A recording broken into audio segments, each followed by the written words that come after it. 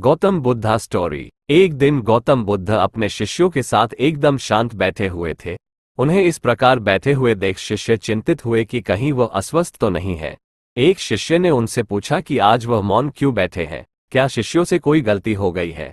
इसी बीच एक अन्य शिष्य ने पूछा कि क्या वह अस्वस्थ है, पर बुद्ध मौन रहे। तभी कुछ दूर खड़ा व्यक्ति जोर से चिल्लाया, आज मुझे सभा में बैठने की अनुमति क्यों नहीं दी गई है। बुद्ध आंखें बंद करके ध्यान मग्न हो गए। वो व्यक्ति फिर से चिल्लाया, मुझे प्रवेश की अनुमति क्यों नहीं मिली।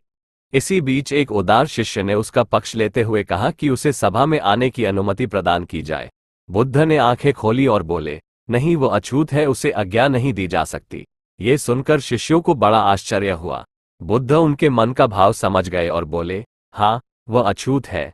इस पर कई शिष्य बोले, हमारे आश्रम में जात पात का कोई भेद ही नहीं, फिर वो अछूत कैसे हो गया।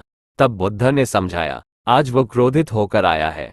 क्रोध से जीवन की एकाग्रता भंग होती है। क्रोधी व्यक्ति प्रायः मानसिक हिंसा कर बैठता है। इसलिए जब तक वह क्रोध में रहता है तब तक अछूत होता है। इसलिए उसे कुछ समय एकांत में खड़े रहना चाहिए। क्रोधित शिष्य भी बुद्ध की बातें सुन रहा था।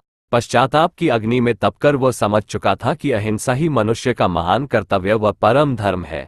वो बुद्ध के चरणों में गिर पड़ा और कभी क्रोध न करने का प्रण लिया। शिक्षा। आशय यह है कि क्रोध के कारण व्यक्ति अनर्थ कर बैठता है और पश्चाताप उसे बाद में होता है, जिसका कोई लाभ नहीं मिलता। इसलिए हमें क्रोध नहीं करना चाहिए। असल मायने में क्रोधित व्यक्ति अछूत हो जाता है और उसे अकेला छोड़ देना चाहिए।